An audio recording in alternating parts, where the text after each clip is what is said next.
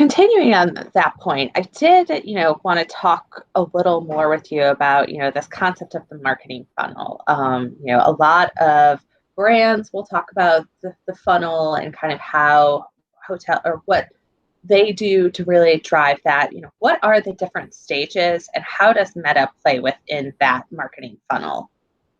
Yeah, absolutely. So when we think about our marketing funnel, it's really made up of three primary stages. So at the top of the pyramid, if you will, you've got the prospecting. So this is where I'm going out and I'm just trying to get some recognition, trying to get my name out there, generate a little bit of interest, right?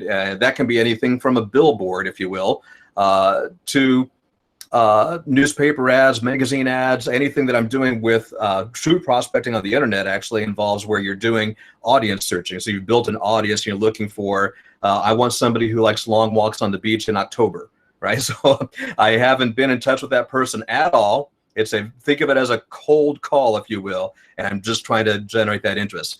Then there's driving the intent. Okay, so now I've identified that, okay, here's somebody who's kind of expressed some interest.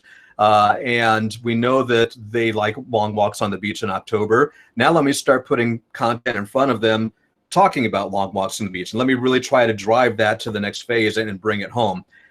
And then finally, we get to direct response. And that's where Metasearch lives. And a lot of other programs live in that space as well.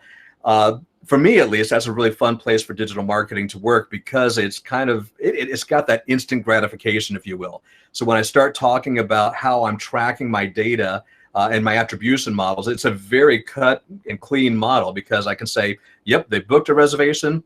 It was last click, same session, and I can track that directly to the revenue. Whereas something from prospecting, it's a little hard because at that prospecting stage, there might be another 30 different websites or clicks or stages in between there. And what credit does that first one get in that whole scheme of things?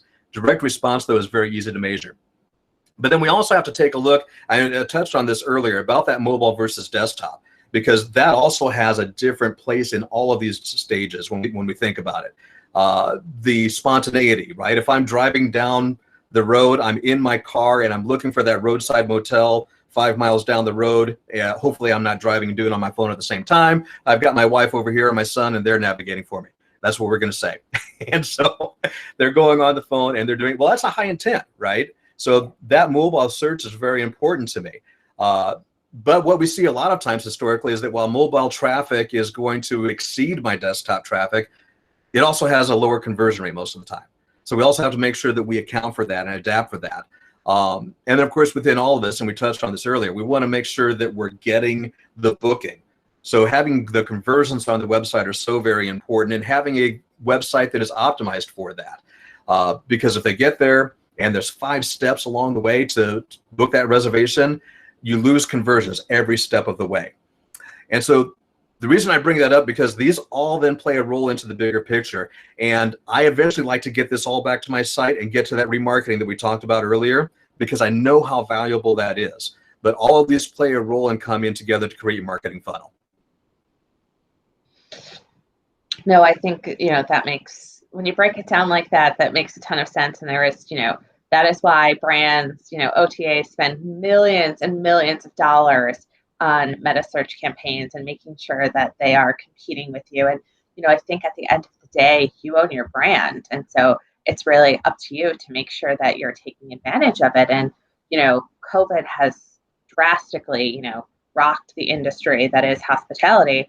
But what's really interesting is for the first time in a while, OTAs aren't spending like they were, and even the big brands. And so it really allows hotels to kind of come in this space for the first time and, make sure that they're getting their brand out, ahead of it.